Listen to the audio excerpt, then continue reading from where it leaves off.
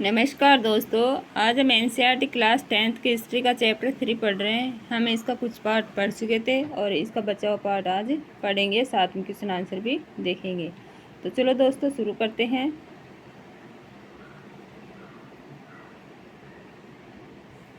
विदेश में भारतीय उद्यमी विश्व बाजार के लिए खाद्य पदार्थ फसलें उगाने के वास्ते पूंजी की आवश्यकता थी। बड़े बागानों के लिए तो बाजार और बैंकों से पैसा लिया जा सकता था, लेकिन छोटे मोटे किसानों का क्या होता।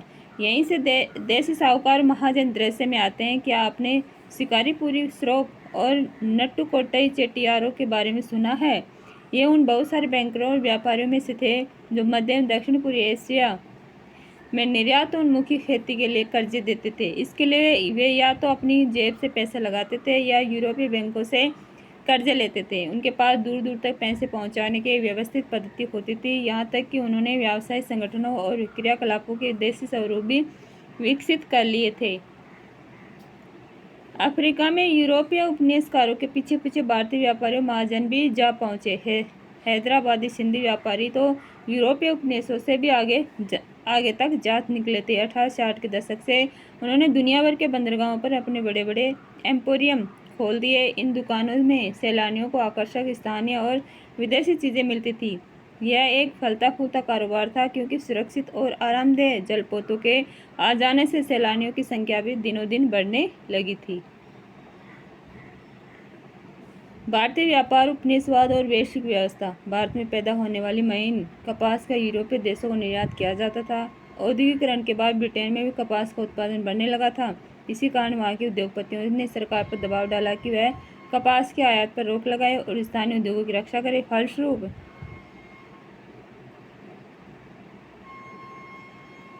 चित्र 17 east India company house, London. East India company के दुनिया भर में चलने वाले कार्यों का केंद्र यही था।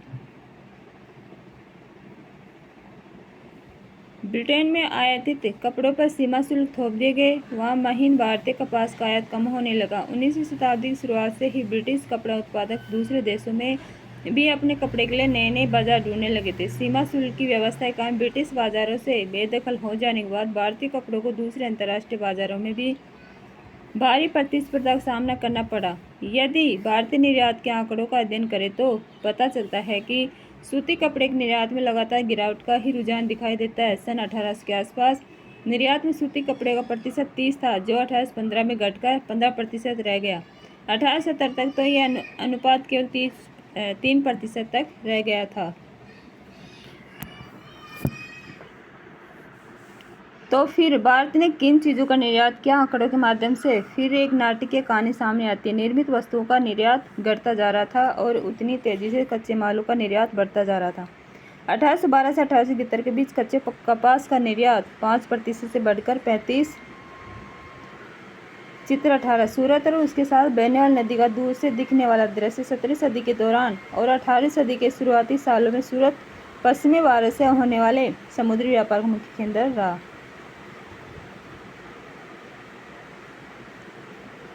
प्रतिशत तक पहुंच गया था। कपड़ों की रंगाई के लिए इस्तेमाल होने वाले नील का भी कई दशक तक बड़े पैमाने पर निर्यात होता रहा। जैसा कि आपने पिछली कक्षा में पढ़ा ही था, 1820 के दशक से चीन को बड़ी मात्रा में अफीम का निर्यात भी किया जाने लगा।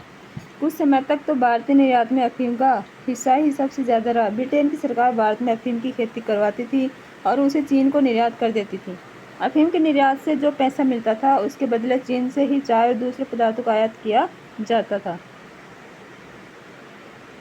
19वीं शताब्दी में भारतीय बाजार में ब्रिटिश औद्योगिक उत्पादों की बाढ़ ही आ गई। भारत से ब्रिटेन और शेष विश्व को भेजे जाने वाले खाद्यान्न और कच्चे मालों के निर्यात में इजाफा हुआ। ब्रिटेन से जो माल भारत भेजा जाता था, उसकी कीमत भारत से ब्रिटेन भेजे जाने वाले माल की कीमत से बहुत ज़्यादा होती थी। भारत के साथ ब्रिटेन हमेशा व्यापार अधिशेष की अवस्था में रहता था। इसका मतलब है कि आपसी व्यापार में हमेशा ब्रिटेन को फायदा रहता था। ब्रिटेन इस मुनाफे के सहारे दूसरे देशों के साथ होने वाले व्यापारी घाटे की भरपाई कर लेता था। बहुपक्षीय बंदोबस्त ऐसे ही काम करता है।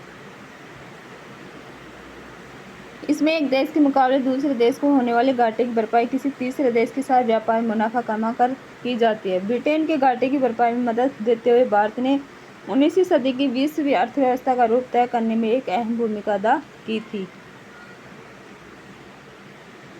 ब्रिटेन के व्यापार से जो अधिशेष हासिल होता था उससे तथाकथित होम चार्ज देशी खर्चे का निपटारा होता था। इसके तहत ब्रितानी अफसरों और व्यापारियों द्वारा अपने घर में भेजी गई निजी रकम, भारतीय बाहरी कर्जे पर ब्याज और भारत में काम कर चुके ब्रितानी अफसरों की पेंशन शामिल थी। चित्र 19 17वीं सदी के अंत में भारत को शेष विश्व से जोड़ने वाले व्यापारिक मार्ग। ये देखो, जो ब्लू सीधी लाइन है वो समुद्री मार्ग है और डॉट डॉट ब्राउन कलर जमीनी मार्ग है। देखो,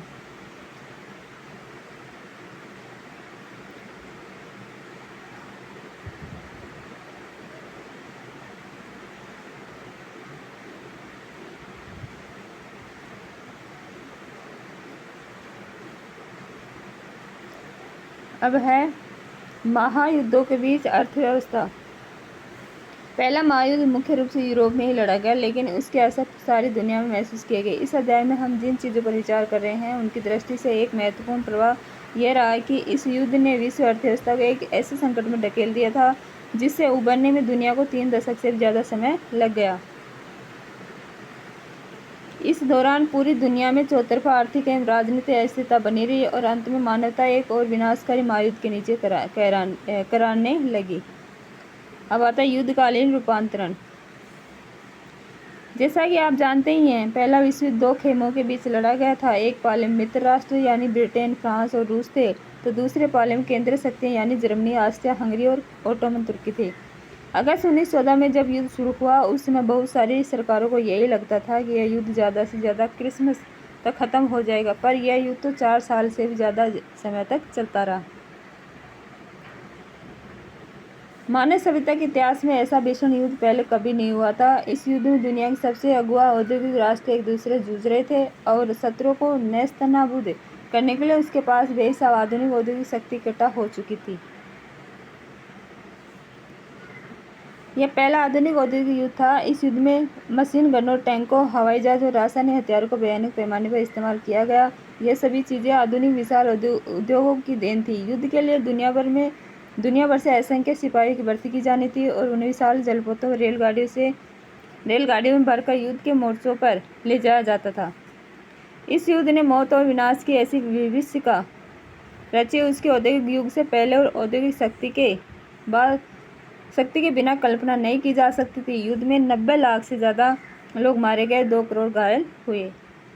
मृतकों और घायलों में से ज़्यादातर कामकाजी उम्र के लोग थे। इस महाविनाश के कारण यूरोप में कामकाज के लायक लोगों की संख्या बहुत कम रह गई। परिवार के सदस्य घट जाने से युद्ध के बाद परिवार की आय भी गिर गई। युद्ध संबंधी सामग्री का उत्पादन करने के लिए उद्योगों का पुनर्गठन किया गया। युद्ध की जरूरतों के मद्देनजर पूरे समाजों को बदल दिया गया। मर्द मोर्चे पर जाने लगे तो चित्र 20 प्रथम विश्व युद्ध के दौरान एक हथियार फैक्ट्री में काम करते मजदूर युद्ध की जरूरतों को पूरा करने के लिए हथियारों के उत्पादन में तेजी से इजाफा हुआ।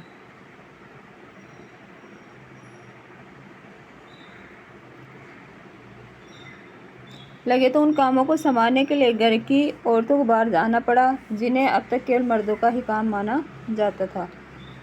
युद्ध के कारण दुनिया की कुछ सबसे शक्तिशाली आर्थिक ताकतों के बीच आर्थिक संबंध टूट गए। अब वे देश एक दूसरे से बदला लेने पर उतारू थे।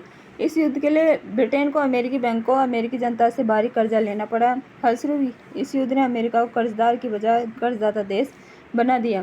कहने का आशय है कि युद्ध के बाद दूसरे देशों में अमेरिका व उसके नागरिकों की संपत्तियों की कीमत अमेरिका में दूसरे देशों की सरकारों या उन नागरिकों के स्वामित्व अथवा नियंत्रण वाली संपदाओं से कहीं ज़्यादा हो चुकी थी। युद्धोत्तर सुधार। युद्ध के बाद आर्थिक स्थिति को पटरी पर लाने का रास्ता काफ़ी मुश्किल साबित हुआ। युद्ध से पहले ब्रिटेन दुनिया की सबसे बड़ी अर्थव्यवस्था था। युद्ध के बाद सबसे लंबा संकट उसे ही झेलना पड़ा। जिस समय ब्रिटेन युद्ध से जूझ रहा था उसी समय भारत और जापान में उद्योग विकसित होने लगे थे। युद्ध के बाद भारतीय बाजार में पहले वाली वर्चस्वशाली स्थिति प्राप्त करना ब्रिटेन के लिए बहुत मुश्किल हो गया था। अब उसे जापान से भी मुकाबला करना था सो अलग युद्ध के खर्चे की भरपाई करने के लिए ब्रिटेन ने अमेरिका से जमकर कर्जे लिए थे। इसका परिणाम यह हुआ कि युद्ध खत्म होने तक ब्रिटेन भारी विदेशी कर्जों में दब चुका था। युद्ध के कारण आर्थिक उत्साह का माहौल पैदा हो गया था, क्योंकि मांग, उत्पादन, रोजगारों में भारी इजाफा हुआ था। पर जब युद्ध के कारण पैदा हुआ उत्साह शांत होने लगा तो उत्पादन गिरने लगा और बेरोजगारी बढ़ने लगी। दूसरी ओर सरकार ने भारी भरकम युद्ध संबंधी व्यय में भी कटौती शुरू कर दी, ताकि शांतिकालीन करों के सहारे ही उनकी भरपाई की जा सके। इन सारे प्रयासों से रोजगार भारी तादाद में खत्म हुए। 1919 में हर 5 में से एक ब्रिटिश मजदूर के पास काम नहीं था। रोजगार के बारे में बेचैनी और अनिश्चितता युद्धोत्तर वातावरण का अंग बन गई थी। बहुत सारी कृषि आधारित अर्थव्यवस्था भी संकट में थी। उदाहरण के लिए गेहूं उत्पादों की हालत पर ही विचार कीजिए। युद्ध से पहले पूरी यूरोप विश्व बाजार में गेहूं की आपूर्ति करने वाला एक बड़ा केंद्र था। युद्ध के दौरान यह आपूर्ति अस्त व्यस्त हुई तो कनाडा, अमेरिका और ऑस्ट्रेलिया में गेहूं की पैदावार अचानक बढ़ने लगी। लेकिन जैसे युद्ध समाप्त हुआ, पूरी यूरोप में गेहूं की पैदावार सुधरने लगी और विश्व बाजार में गेहूं की अति की हालात पैदा हो गए। अनाज की कीमतें गिर गई, ग्रामीण आय कम हो गई और किसान गहरे कर्ज संकट में फंस गए। बड़े पैमाने पर उत्पादन और उपभोग। अमेरिका में सुधार की गति तेज रही है। हम पहले ही देख चुके हैं कि युद्ध से अमेरिका की अर्थव्यवस्था को कितना फायदा पहुंचा था। युद्ध के बाद कुछ समय के लिए तो अमेरिका अर्थव्यवस्था को झटका लगा, लेकिन 20 के दशक के शुरुआती सालों से ही अमेरिकी अर्थव्यवस्था तेजी से तरक्की के रास्ते पर बढ़ने लगी। 1920 के दशक की अमेरिकी अर्थव्यवस्था की एक बड़ी खासियत थी वृहत उत्पादन, मास प्रोडक्शन का चलन। वृहत उत्पादन की ओर बढ़ने का सिलसिला तो 19वीं सदी के आखिरी में ही शुरू हो चुका था, लेकिन 1920 के दशक में तो यह अमेरिकी औद्योगिक उत्पादन की विशेषता ही बन गया था। कार निर्माता हेनरी फोर्ड वृहत उत्पादन के विख्यात प्रेरणा थे। उन्होंने शिकागो के बुचड़खाने की असेंबली लाइन की तर्ज पर डेट्रॉइट के अपने कारखाने में आधुनिक असेंबली लाइन स्थापित की थी। शिकागो के बुचड़खाने में मरे हुए जानवरों को एक कन्वेयर बेल्ट पर रख दिया जाता था और उसके दूसरे सिरे पर खड़े मांस विक्रेता अपने हिस्से का मांस उठाकर निकलते जाते थे। यह देखकर फोर्ड को लगा कि गाड़ियों के उत्पादन के लिए भी असेंबली लाइन का तरीका समय और पैसे दोनों के लिहाज से किफ़ायती साबित हो सकता है। असेंबली लाइन पर मजदूरों को एक ही काम, जैसे कार के किसी खास पुर्जे को ही लगाते रहना, मशीनी ढंग से बार बार करते रहना होता था। काम की रफ्तार इस बात से तय होती थी कि कन्वेयर बेल्ट किस रफ्तार से चलती है। ये काम की गति बढ़ाकर प्रत्येक मजदूर की उत्पादकता बढ़ाने वाला तरीका था। कन्वेयर बेल्ट के साथ खड़े होने के बाद कोई मजदूर अपने काम में डील करने या कुछ पल के लिए भी अवकाश लेने का जोखिम नहीं उठा सकता था। और तो और इस व्यवस्था में मजदूर अपने साथियों के साथ बातचीत भी नहीं कर सकते थे। इसका नतीजा ये हुआ कि हेनरी फोर्ड के कारखाने की असेंबली लाइन से हर 3 मिनट में एक कार तैयार होकर निकलने लगी। इससे पहले की पद्धति के मुकाबले यह रफ्तार कई गुना ज़्यादा थी। टी मॉडल नामक कार वृहत उत्पादन पद्धति से बनी पहली कार थी। कौन सी? T model. शुरुआत में फोर्ड फैक्ट्री के मजदूरों को असेंबली लाइन पर पैदा होने वाली थकान झेलने में काफ़ी मुश्किल महसूस हुई, क्योंकि वे उसकी रफ्तार को किसी भी तरह नियंत्रित नहीं कर सकते थे। बहुत सारे मजदूरों ने काम छोड़ दिया। इस चुनौती से निपटने के लिए फोर्ड ने हताश होकर जनवरी 1914 से वेतन दुगुना यानी $5 प्रतिदिन कर दिया। साथ ही उन्होंने अपने कारखाने में ट्रेड यूनियन गतिविधियों पर भी पाबंदी लगा दी।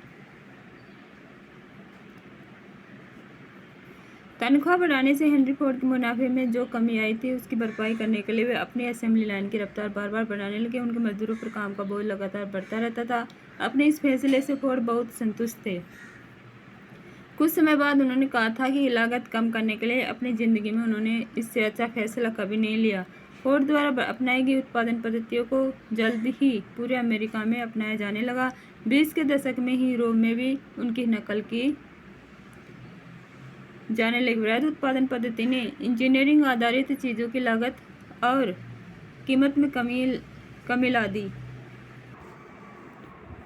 बेहतर वेतन के चलते अब बहुत सारे मजदूर भी कार जैसी टिकाऊ उपभोक्ता वस्तुएं खरीद सकते थे। 1919 में अमेरिका में 20 लाख कारों का उत्पादन होता था, जो 1929 में बढ़े 50 लाख कार प्रतिवर्ष से भी ऊपर जा पहुंचा। इसके साथ ही बहुत सारे लोग fridge, washing machine, radio, gramophone players आदि भी खरीदने लगे। ये सब चीज़ें हायर परचेज व्यवस्था के तहत खरीदी जाती थी, यानी लोग ये सारी चीज़ें कर्जे पर खरीदते थे और उनकी कीमत साप्ताहिक या मासिक किस्तों में चुकाई जाती थी।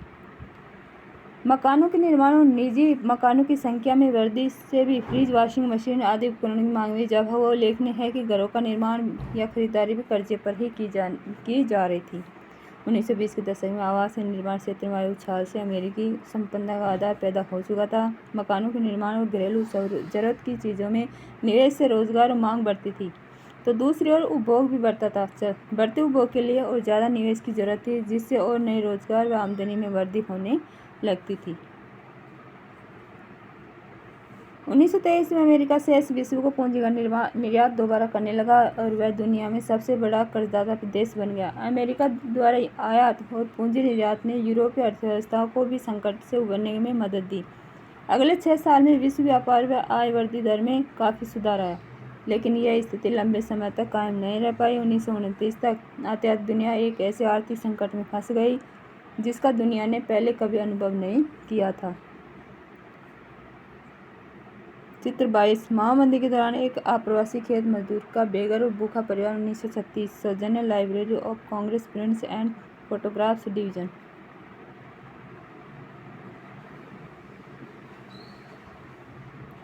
अपरते महामंदी।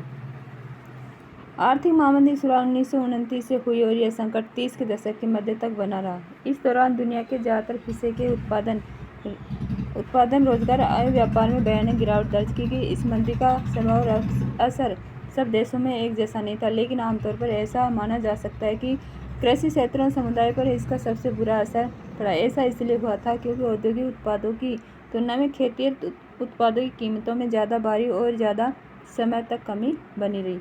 इसी महामंदी के कई कारण थे। यह हम पहले ही देख चुके हैं कि युद्धोत्तर विश्व अर्थव्यवस्था कितनी कमज़ोर थी। पहला कारण यह था कि कृषि क्षेत्र में अति उत्पादन की समस्या बनी हुई थी। कृषि उत्पादों की गिरती कीमतों के कारण स्थिति और खराब हो गई थी। कीमतें गिरी और किसानों की आय घटने लगी, तो आमदनी बढ़ाने के लिए किसान उत्पादन बढ़ाने के प्रयास करने लगे ताकि कम कीमत पर ही सही लेकिन ज़्यादा माल पैदा करके वे अपना आय स्तर बनाए रख सकते हैं।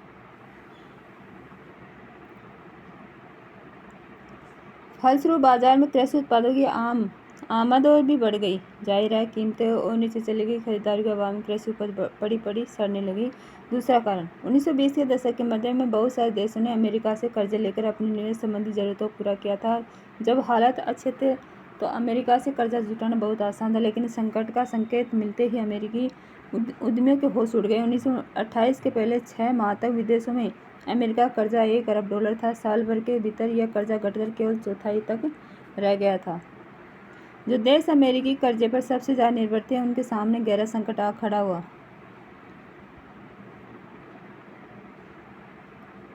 भले ही सब देशों में एक जैसा प्रभाव न पड़ा हो, लेकिन अमेरिकी पूंजी के लौट जाने से पूरी दुनिया पर असर जरूर पड़ा। यूरोप में कई बड़े बैंक धराशायी हो गए। कई देशों की मुद्रा की कीमत बुरी तरह गिर गई। इस झटके से ब्रिटिश पाउंड भी नहीं बच पाए। लैटिन अमेरिका और अन्य स्थानों पर कृषि एक कच्चे मालों की कीमतें तेजी से लुढ़कने लगी। अमेरिकी सरकार इस महामंदी से अपनी अर्थव्यवस्था को बचाने के लिए आयातित पदार्थों पर 2 गुना सीमा शुल्क वसूल करने लगी। इस फैसले ने तो विश्व व्यापार की कमर ही तोड़ दी। औद्योगिक देशों में भी मंदी का सबसे बुरा असर अमेरिका को ही झेलना पड़ा। कीमतों में कमी और मंदी की आशंका को देखते हुए अमेरिकी बैंकों ने घरेलू कर्जे देना बंद कर दिया। तो कर्जे दिए जा चुके थे उनकी वसूली तेज कर दी गई। किसान उपज नहीं बेच पा रहे थे, परिवार तबाह हो गए, कारोबार ठप पड़ गए। आमदनी में गिरावट आने पर अमेरिका के बहुत सारे परिवार कर्जे चुकाने में नाकाम हो गए, जिसके चलते उनके मकान, कार और सारी जरूरी चीज़ें कुर्क कर ली गई। 20 के दशक में जो उपभोक्तावादी संपन्नता दिखाई दे रही थी वह धूल के गुब्बार की तरह रातों रात काफूर हो गई थी। बेरोजगारी बढ़ रही तो लोग काम की तलाश में दूर दूर तक जाने लगे। आखिरकार अमेरिकी बैंकिंग व्यवस्था भी धराशायी हो गई। निवेश से अपेक्षित लाभ न पा सकने, कर्ज वसूल न कर पाने, जमाकर्ताओं की जमा पूंजी न लौटा पाने के कारण हजारों बैंक दिवालिया हो गए और बंद कर दिए गए। इस परिघटना से जुड़े आंकड़े सकते में डाल देने वाले हैं। 1933 तक 4000 से ज़्यादा बैंक बंद हो चुके थे। 1929 और 1932 के बीच तकरीबन 1,10,000 कंपनियां चौपट हो चुकी थी। चित्र 23 बेरोजगारी लाभ के लिए कतार में खड़े लोग। अमेरिका डोरोथी लैंग द्वारा लिया गया चित्र 1938।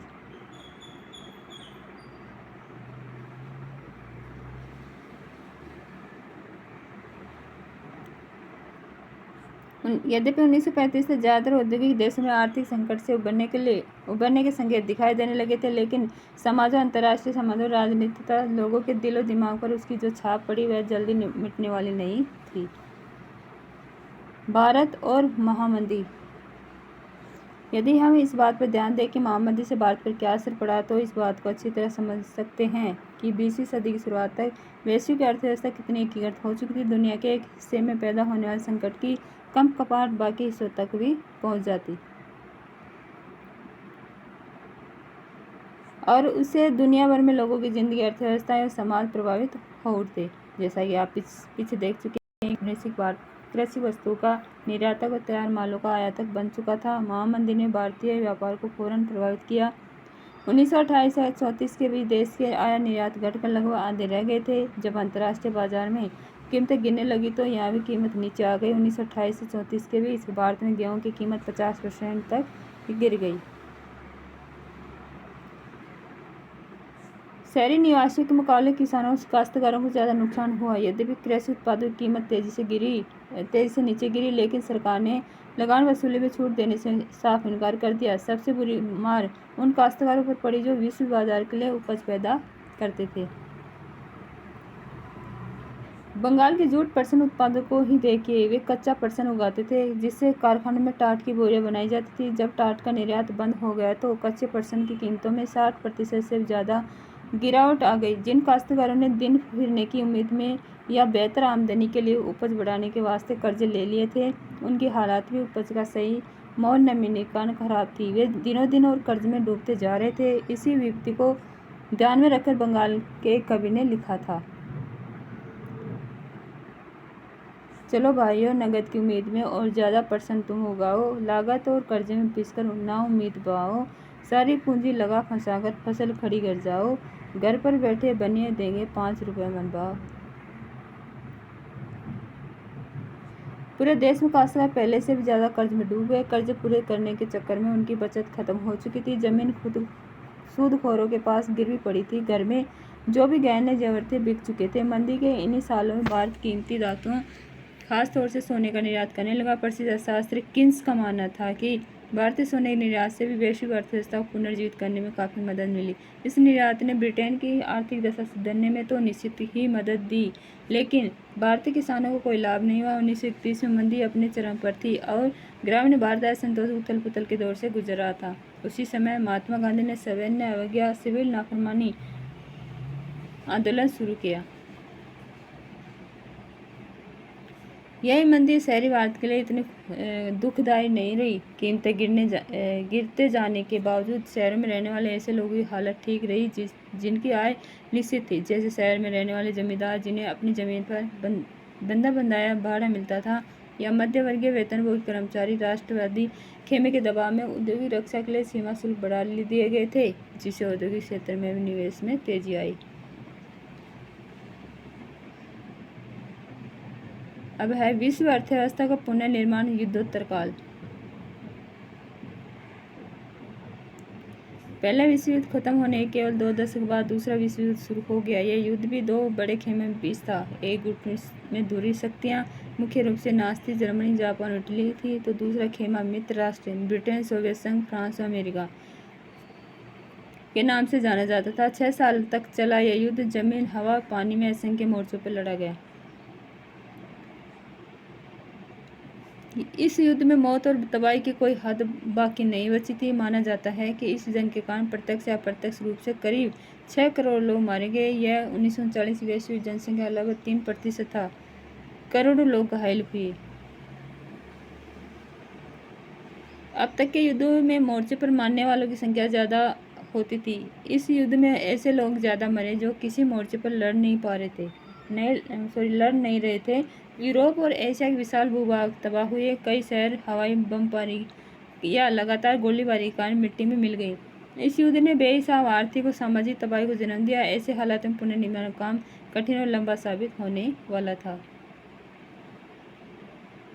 युद्धोत्तर काल में पुनर्निर्माण का काम 2 बड़े प्रभावों के साये में आगे बढ़ा। पश्चिमी विश्व में अमेरिका आर्थिक, राजनीतिक और सैनिक दृष्टि से एक वर्चस्वशाली ताकत बन चुका था। दूसरी ओर सोवियत संघ भी एक वर्चस्वशाली शक्ति के रूप में सामने आया। नास्ती जर्मनी को हराने के लिए सोवियत संघ की जनता ने भारी कुर्बानियां दी। जिस समय पूंजीवादी दुनिया महामंदी से जूझ रही थी, उसी दौरान सोवियत संघ के लोगों ने अपने देश को एक पिछड़े क्षेत्रीय देश की जगह एक विश्व शक्ति की हैसियत में ला खड़ा किया था। चित्र 25 सोवियत रूस में युद्ध से तबाह स्टालिनग्राद। चित्र 24 रूस पर हमला करती जर्मन टुकड़ियां। जुलाई 1941 रूस पर हिटलर का हमला युद्ध में एक निर्णायक महत्व की घटना थी।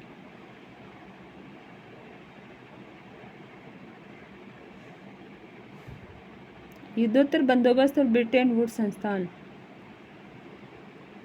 दो महायुद्धों के बीच मिले आर्थिक अनुभवों से अर्थशास्त्रियों और राजनीतिज्ञों ने दो अहम सबक निकाले। पहला, वृहत उत्पादन पर आधारित किसी औद्योगिक समाज को व्यापक उपभोग के बिना कायम नहीं रखा जा सकता, लेकिन व्यापक उपभोग को बनाए रखने के लिए यह आवश्यक था कि आमदनी काफ़ी ज़्यादा और स्थिर हो। यदि रोजगार अस्थिर होंगे तो आय स्थिर नहीं हो सकती। स्थिर आय के लिए पूर्ण रोजगार भी जरूरी था, लेकिन बाजार पूर्ण रोजगार की गारंटी नहीं दे सकता। कीमत, उपज और रोजगार में आने वाले उतार चढ़ाव को नियंत्रित करने के लिए सरकार का दखल जरूरी था। आर्थिक स्थिरता केवल सरकारी हस्तक्षेप के जरिए ही सुनिश्चित की जा सकती थी। दूसरा सबक बाहरी दुनिया के साथ आर्थिक संबंधों के बारे में था। पूर्ण रोजगार का लक्ष्य केवल तभी हासिल किया जा सकता है जब सरकार के पास वस्तुओं, पूंजी और श्रम की आवाजाही को नियंत्रित करने की ताकत उपलब्ध हो। संक्षेप में, युद्धोत्तर अंतर्राष्ट्रीय आर्थिक व्यवस्था का मुख्य उद्देश्य यह था कि औद्योगिक विश्व में आर्थिक स्थिरता में पूर्ण रोजगार बनाए रखा जाए। इस फ्रेमवर्क पर जुलाई 1944 में अमेरिका स्थित न्यू हैम्पशायर के ब्रिटेन वुड्स नामक स्थान पर संयुक्त राष्ट्र मौद्रिक एवं वित्तीय सम्मेलन में सहमति बनी थी।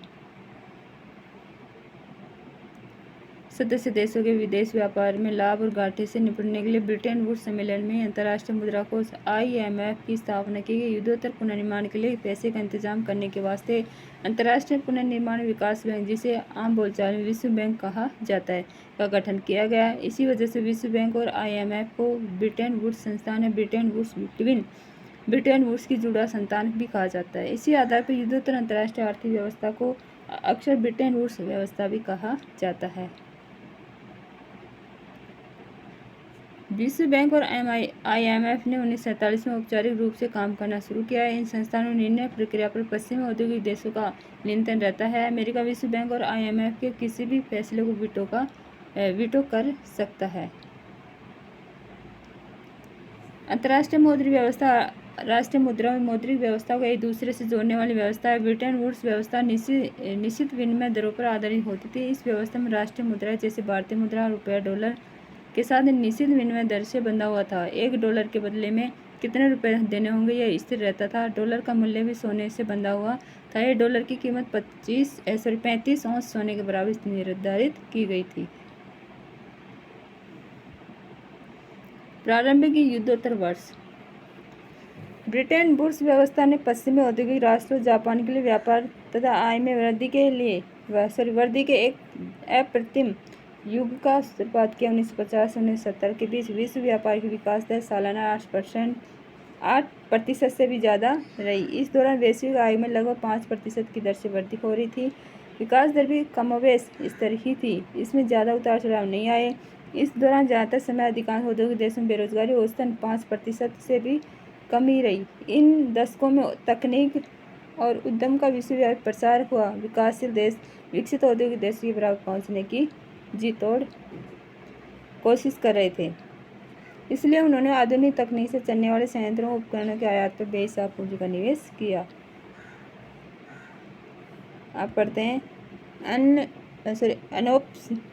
अनौपनिवेशीकरण और स्वतंत्रता। दूसरा विश्व युद्ध खत्म होने के बाद भी दुनिया का एक बहुत बड़ा भाग यूरोपीय औपनिवेशिक शासन के अधीन था। अगले 2 दशकों में एशिया और अफ्रीका के ज़्यादातर उपनिवेश स्वतंत्र स्वाधीन राष्ट्र बन चुके थे, लेकिन ये सभी देश गरीबी और संसाधनों की कमी से जूझ रहे थे। उनकी अर्थव्यवस्थाएं और समाज लंबे समय तक चले औपनिवेशिक शासन के कारण अस्त व्यस्त हो चुके थे।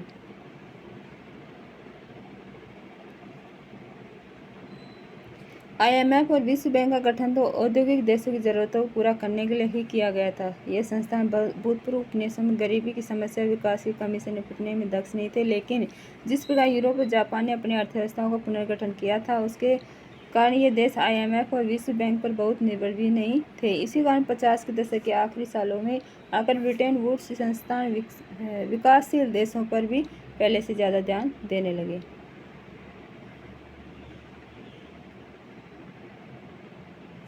दुनिया के अल्प विकसित भाग उपनिवेशों के रूप में पश्चिमी साम्राज्य के अधीन रहे। विडंबना यह थी कि नव स्वाधीन राष्ट्रों के रूप में भी अपनी जनता को गरीबी और पिछड़ेपन की गर्त से बाहर निकालने के लिए उन्हें ऐसे अंतर्राष्ट्रीय संस्थानों की मदद लेनी पड़ी जिन पर भूतपूर्व औपनिवेशिक शक्तियों का ही वर्चस्व था।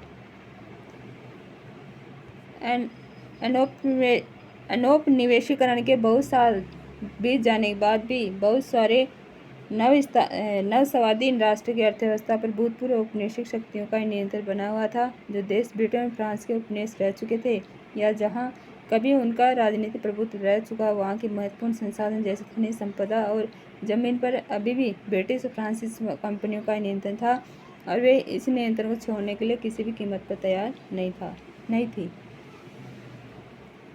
कई बार अमेरिका जैसे अन्य शक्तिशाली देशों की बहुराष्ट्रीय कंपनियां भी विकासशील देशों के प्राकृतिक संसाधनों का बहुत कम कीमत पर दोहन करने लगती थी। दूसरी ओर ज़्यादातर विकासशील देशों को 50 और 60 के दशक में पश्चिमी अर्थव्यवस्थाओं की तेज गति से कोई लाभ नहीं हुआ। इस समस्या को देखते हुए उन्होंने एक नई अंतर्राष्ट्रीय आर्थिक प्रणाली new international economic order NIO के लिए आवाज़ उठाई और समय 77 G77 के रूप में संगठित हो गए। NIO से उनका आशय एक ऐसी व्यवस्था से था जिसमें उन्हें अपने संसाधनों पर सही मायनों में नियंत्रण मिल सके, जिसमें उन्हें विकास के लिए अधिक सहायता मिले, कच्चे माल के सही दाम मिले और अपने तैयार मालों को विकसित देशों के बाजार में बेचने के लिए बेहतर पहुंच मिले। अब आता ब्रिटेन वुड्स का समापन और वैश्वीकरण की शुरुआत। सालों की स्थिर और तेज वृद्धि के बावजूद युद्धोत्तर दुनिया में सब कुछ सही नहीं चल रहा था। 60 के दशक से ही विदेशों में अपनी गतिविधियों की भारी लागत ने अमेरिका की वित्तीय और प्रतिस्पर्धी क्षमता को कमजोर कर दिया था। अमेरिकी डॉलर अब दुनिया की प्रधान मुद्रा के रूप में पहले जितना सम्मानित और निर्विवाद नहीं रह गया था। सोने की तुलना में डॉलर की कीमत गिरने लगी थी। अंततः स्थिर विनिमय दर की व्यवस्था विफल हो गई और प्रवाहमयी या अस्थिर विनिमय दर की व्यवस्था शुरू की गई। 70 के दशक के मध्य से अंतर्राष्ट्रीय वित्तीय संस्थानों में भारी बदलाव आ चुके थे। अब तक विकासशील देश कर्जे और विकास संबंधी सहायता के लिए अंतर्राष्ट्रीय संस्थाओं में शरण ले सकते थे, लेकिन अब उन्हें पश्चिम के व्यावसायिक बैंकों और निजी ऋणदाता संस्थानों से कर्ज न लेने के लिए बाध्य किया जाने लगा। विकासशील विश्व में समय समय पर कर्ज संकट पैदा होने लगा, जिसके कारण आय में गिरावट आती थी और गरीबी बढ़ने लगती थी। अफ्रीका और लैटिन अमेरिका में यह समस्या सबसे ज़्यादा दिखाई दी। औद्योगिक विश्व भी बेरोजगारी की समस्या में फंसने लगा था। 70 के दशक के मध्य से बेरोजगारी बढ़ने लगी। 90 के दशक के प्रारंभिक वर्षों तक वहाँ काफ़ी बेरोजगारी रही। 70 के दशक के आखिरी सालों से बहुराष्ट्रीय कंपनियां एशिया के ऐसे देशों में उत्पादन केंद्रित करने लगी जहाँ वेतन कम थे। चीन 1949 की क्रांति के बाद विश्व अर्थव्यवस्था से अलग थलग ही था, परंतु चीन ने नई आर्थिक नीतियों, सोवियत खेमे के बिखराव तथा पूरे यूरोप में सोवियत शैली की व्यवस्था समाप्त हो जाने के पश्चात बहुत सारे देश दोबारा विश्व अर्थव्यवस्था का अंग बन गए। चीन जैसे देशों में वेतन तुलनात्मक रूप से कम थे। फलस्वरूप विश्व बाजारों पर अपना प्रभुत्व कायम करने के लिए प्रतिस्पर्धा कर रही विदेशी बहुराष्ट्रीय कंपनियों ने वहाँ जमकर निवेश करना शुरू कर दिया। क्या आपने इस बात पर ध्यान दिया है कि हमारे ज़्यादातर टेलीविज़न, मोबाइल फ़ोन और खिलौने चीन में बने होते हैं या वहाँ के जैसे ही लगते हैं? यह चीनी अर्थव्यवस्था की अल्प लागत अर्थव्यवस्था खासतौर से वहाँ के कम वेतनों का नतीजा है। उद्योगों को कम वेतन वाले देशों में ले जाने से वैश्विक व्यापार और पूंजी प्रवाहों पर भी असर पड़ा। पिछले 2 दशक बाद चीन और ब्राज़ील आदि देशों की अर्थव्यवस्था में आए भारी बदलाव के कारण दुनिया का आर्थिक भूगोल पूरी तरह बदल चुका है।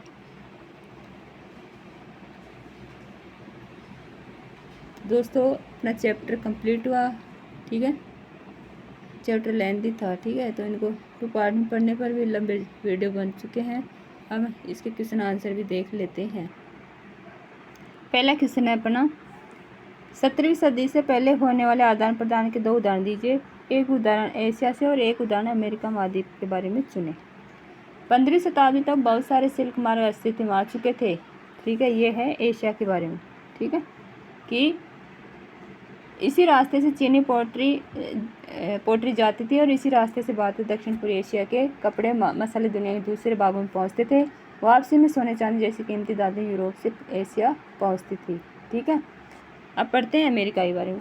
16वीं सदी में जब यूरोपीय जहाजियों ने एशिया तक का समुद्री रास्ता खोज लिया और वे अमेरिका तक जा पहुंचे तो अमेरिका की विशाल भूमि और बेहिसाब फसलें और खनिज पदार्थ हर दिशा में जीवन का रंग रूप बदलने लगे। आज के पेरू और मेक्सिको में मौजूद खानों से निकलने वाली कीमती धातुएं, खासतौर से चांदी, ने भी यूरोप की संपदा को बढ़ाया और पश्चिम एशिया के साथ होने वाले उसके व्यापार को गति प्रदान की है।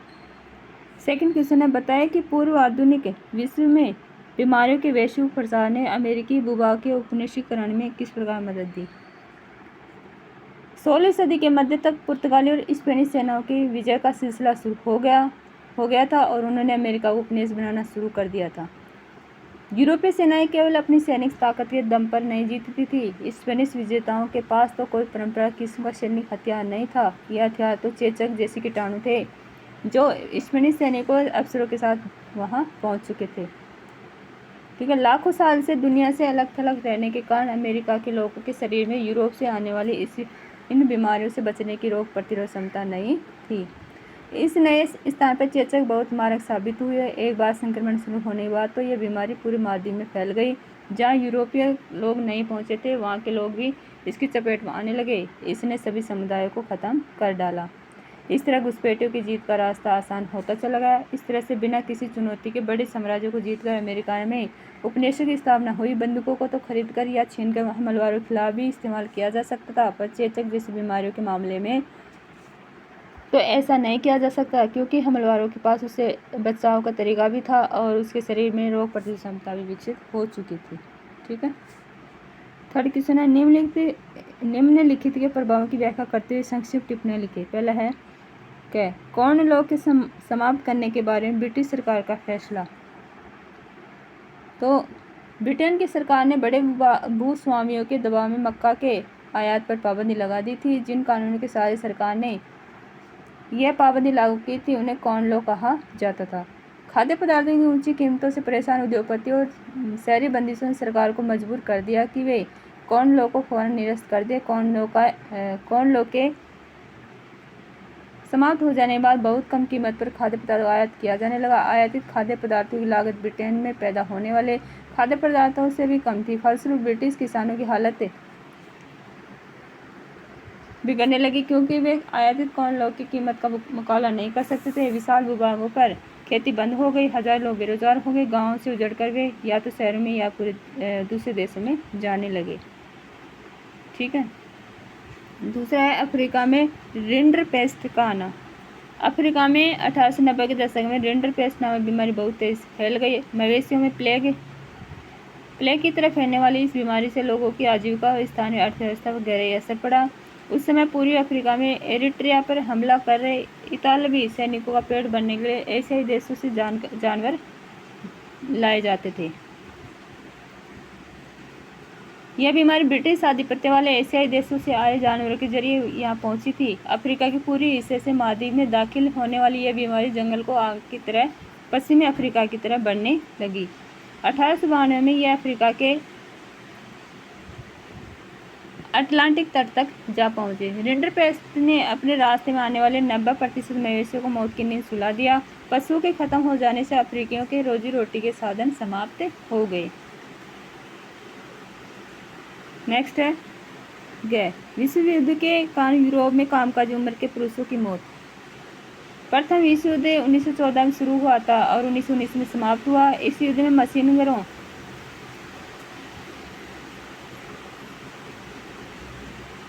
मशीन गनों, टैंकों, हवाई जहाजों और रासायनिक हथियारों को बड़े पैमाने पर इस्तेमाल किया गया। इस युद्ध में 90 लाख से अधिक लोग मारे गए, 2 करोड़ लोग घायल हुए।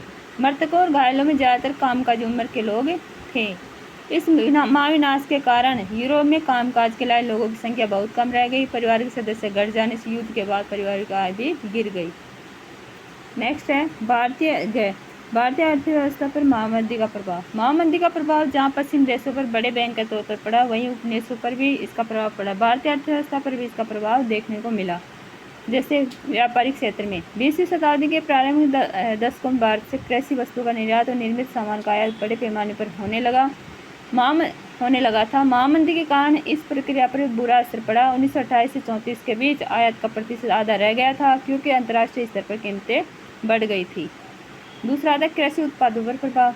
इस मंदी के कारण उन कृषि उत्पादों और उनसे निर्मित सामानों पर भारी असर पड़ा जिनके अंतर्राष्ट्रीय बाजार में मांग थी, यानी जूट और पटसन की उपज और बनने वाली वस्तुएं। इस समय टाट का निर्यात बंद हो गया था, जिस कारण कच्चे पटसन की कीमतें 60% से भी अधिक गिर गई थी। जिन कृषकों ने पटसन उगाने के लिए कर्ज लिए थे, उनकी स्थिति इसका बुरा प्रभाव पड़ा और वे और भी अधिक कर्जदार हो गए। शहरी और ग्रामीण अर्थव्यवस्था पर क्या प्रभाव पड़ा? इस पर शहरी अर्थव्यवस्था महामंदी का ज़्यादा प्रभाव नहीं पड़ा, क्योंकि यहाँ पर ज़्यादातर वेतनभोगी वर्ग रहता था या फिर बड़े जमींदार वर्ग के लोग रहते थे, जिन्हें जमीन का लगान मिलता था। राष्ट्रीय आंदोलन के प्रभाव के कारण ब्रिटिश सरकार ने उद्योग की रक्षा के लिए सीमा शुल्क बढ़ा दिया था, जिससे उद्योगों को भी लाभ पहुंचा। इसके विपरीत ग्रामीण अर्थव्यवस्था पर इसका बहुत बुरा असर पड़ा। सरकार द्वारा लगान कम न करने के कारण कृषकों की स्थिति अत्यधिक दयनीय हो गई। एक और उन्हें अपने उत्पादों की सही कीमत नहीं मिल रही थी और दूसरी ओर उन पर लगान और कर्जा का असंतोष का वातावरण था। वैश्वीकरण की प्रक्रिया का पुनः प्रारंभ हो जाना। इस मंदी के समय भारत की कीमत धातुओं के विशेषकर सोने का निर्यात पुनः प्रारंभ हो गया था। इससे वैश्वीकरण की प्रक्रिया पुनः प्रारंभ हो गई थी। नेक्स्ट आता है निर्णय। बहुराष्ट्रीय कंपनियों द्वारा अपने उत्पादन को एशियाई देशों में स्थानांतरित करने का फैसला। तो 1920 के दशक में बहुराष्ट्रीय कंपनियों की स्थापना की गई। 70 के दशक के मध्य में अंतर्राष्ट्रीय वित्तीय संस्थानों में कई परिवर्तन आए। अब विकासशील देश अंतर्राष्ट्रीय संस्थानों से कर्जे और विकास संबंधी सहायता ले सकते थे। 50-60 के दशक में बहुराष्ट्रीय कंपनियां विश्वव्यापी प्रसार हुआ। चूँकि अधिकतर सरकारें बाहर से आने वाली चीज़ों पर भी भारी आयात शुल्क लगाने लगी। बड़ी कंपनियों ने अपने संयंत्रों को उन्हीं देशों में लगाने प्रारंभ कर दिए जहां वे अपने उत्पाद बेचना चाहते थे और उन्हें घरेलू उत्पादों के रूप में काम करना पड़ता था। 70 के दशक में एशियाई देशों में बेरोजगारी बढ़ने लगी, अतः इन कंपनियों ने एशिया के ऐसे देशों में उत्पादन केंद्रित किए जहां वेतन कम था। चीन में अन्य एशियाई देशों के मुकाबले सबसे कम वेतन देना पड़ता था, अतः इन कंपनियों ने यहाँ पर अत्यधिक निवेश किया। इससे अर्थव्यवस्था में भारी परिवर्तन आए, जिसने विश्व के आर्थिक भूगोल को बदल दिया।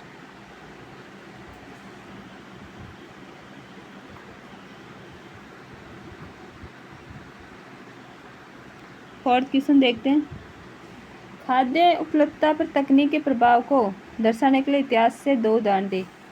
तो 1890 तक वैश्विक अर्थव्यवस्था सामने आ चुकी थी। इससे तकनीक में भी बदलाव आ चुके थे। खाद्य उपलब्धता पर भी तकनीक का प्रभाव पड़ने लगा, जो इस प्रकार था। जैसे वैसे तो दोस्तों अपना वीडियो बहुत लंबा होता जा रहा है, तो चलो ये 2 क्वेश्चन और देख लेते हैं। रेलवे का विकास। अब भोजन किसी आसपास के गांव या कस्बे से नहीं बल्कि हजारों मील दूर से आने लगा था। खाद्य पदार्थों को एक जगह से दूसरी जगह पहुंचाने के लिए रेलवे का इस्तेमाल किया जाता था। पानी के जहाज़ों से इसे दूसरे देशों में पहुंचाया जाता था। नहरों का विकास। खाद्य उपलब्धता व तकनीक के प्रभाव का बहुत अच्छा उदाहरण हम पंजाब में देखते हैं। यहाँ ब्रिटिश भारतीय सरकार ने अर्ध रेगिस्तानी पड़ती जमीनों को उपजाऊ बनाने के लिए नहरों का जाल बिछा दिया, ताकि निर्यात के लिए गेहूं की खेती की जा सके। इससे पंजाब में गेहूं का उत्पादन कई गुना बढ़ गया और गेहूं को बाहर बेचा जाने लगा।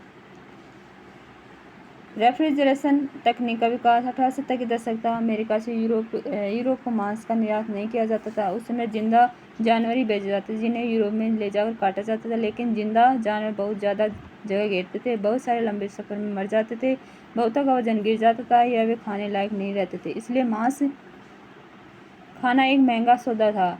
नई तकनीक के आने पर यह स्थिति बदल गई। पानी के जहाज़ों में रेफ्रिजरेशन की तकनीक स्थापित कर दी गई, जिससे जल्दी खराब होने वाली चीज़ों को भी लंबी यात्राओं पर ले जाया जा सकता था। अब अमेरिका, ऑस्ट्रेलिया, न्यूजीलैंड सब जगह से जानवरों की बजाय उनका मांस ही यूरोप भेजा जाने लगा। इससे न केवल समुद्री यात्रा में आने वाला खर्चा कम हो गया, बल्कि यूरोप में मांस के दाम भी गिर गए। अब बहुत सारे लोगों के भोजन में मांसाहार शामिल हो गया। नेक्स्ट है लास्ट क्वेश्चन। ब्रिटेन वुड्स समझौते का क्या अर्थ है? युद्धोत्तर अंतर्राष्ट्रीय आर्थिक व्यवस्था का मुख्य उद्देश्य यह था कि औद्योगिक विश्व में आर्थिक स्थिरता में पूर्ण रोजगार बनाए रखा जाए। इस फ्रेमवर्क पर जुलाई 1944 अमेरिका स्थित न्यू हैम्पशायर के ब्रिटेन वुड्स नामक स्थान पर संयुक्त राष्ट्र मौद्रिक एवं वित्तीय सम्मेलन में सहमति बनी थी। इसी को ब्रिटेन वुड्स समझौते के नाम से जाना जाता है। सदस्य देशों के विदेशी व्यापार में लाभ और घाटे से निपटने के लिए ब्रिटेन वुड्स सम्मेलन में ही अंतर्राष्ट्रीय मुद्रा कोष की स्थापना की गई।